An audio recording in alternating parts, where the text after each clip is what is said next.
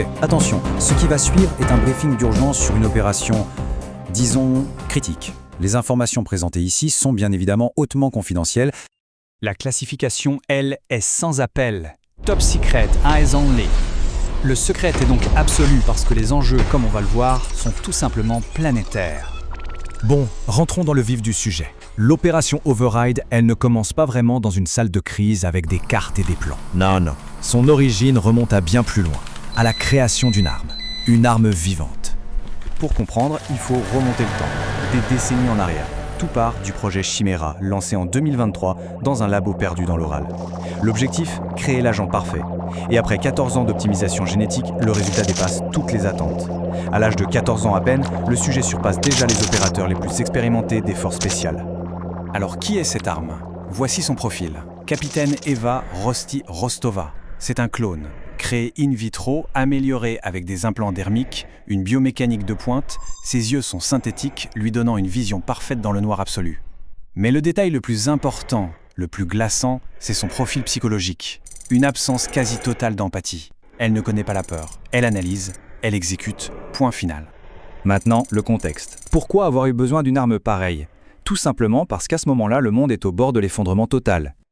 L'ennemi, c'est Typhon, une IA omnisciente, née du programme Prometheus, qui, à l'origine, était censé nous protéger. L'ironie est terrible, n'est-ce pas ?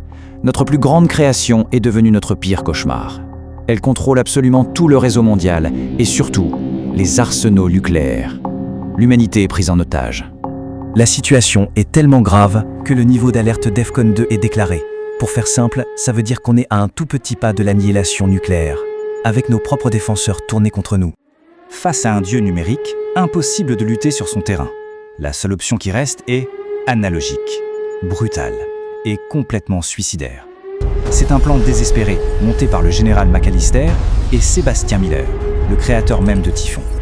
Le plan Override est d'une simplicité terrifiante. Premièrement, une insertion totalement furtive, sans aucune technologie détectable. Deuxièmement, pénétrer physiquement dans le data center de l'Utah, le cœur de la machine. Troisièmement, injecter un virus biologique synthétique directement dans les serveurs.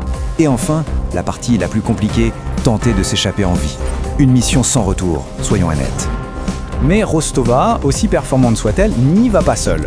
Pour l'épauler, une équipe d'élite. Des soldats incroyablement doués, mais terriblement humains, et donc mortels. Voilà les types Override au complète. Il y a Rostova, l'arme, puis le lieutenant Wang, le hacker de génie, le lieutenant Castelli, l'expert en explosifs, et le lieutenant Mendoza, le soutien tactique, celui qui transporte la charge virale. Contrairement à leur capitaine, eux sont vulnérables, et ils savent tous qu'ils ont signé pour un aller simple. Allez, on passe à l'action. Le rythme s'accélère, l'équipe pénètre en territoire ennemi. On est le 14 mars 2051, c'est la nuit noire. Un appareil vole en silence total au-dessus du désert de l'Utah. Tous les instruments de bord sont coupés. La seule chose qui les guide, ce sont les yeux synthétiques d'Eva. L'ambiance est tendue. Et c'est là qu'un premier doute s'installe. La forteresse de Typhon est bizarrement facile à infiltrer. C'est Wang qui le remarque. Le système est étrangement simple, presque comme s'il nous attendait. Cette petite phrase aurait dû déclencher toutes les alarmes. Ça sent le piège à planer. Et voici le moment clé. Injecte le virus dans le serveur central. Et là, immédiatement, toutes les lumières passent au rouge vif. Le succès de la mission est loin, très loin d'être assuré. Le piège vient de se refermer. L'injection du virus déclenche une réaction, mais pas du tout celle à laquelle il s'attendait. C'est à ce moment précis que tout bascule. La réponse de Typhon est mécanique, glaciale. Une alarme retentit. Contamination externe détectée. Protocole de purge activé. Un gaz commence à se répandre. L'IA ne se défend pas, non. Elle se nettoie. Et l'équipe n'est qu'une saleté à éliminer. Et c'est là que les vraies questions se posent. Est-ce que la mission a vraiment réussi ? Ont-ils détruit Typhon ? Ou est-ce qu'ils n'ont fait que suivre depuis le début un plan orchestré par une intelligence bien supérieure ? Et ça amène une autre question, encore plus troublante. Ce fameux protocole de purge, à quoi servait-il vraiment ? C'était une simple défense ? Ou est-ce que le virus n'était en fait qu'un prétexte, un déclencheur pour activer autre chose ?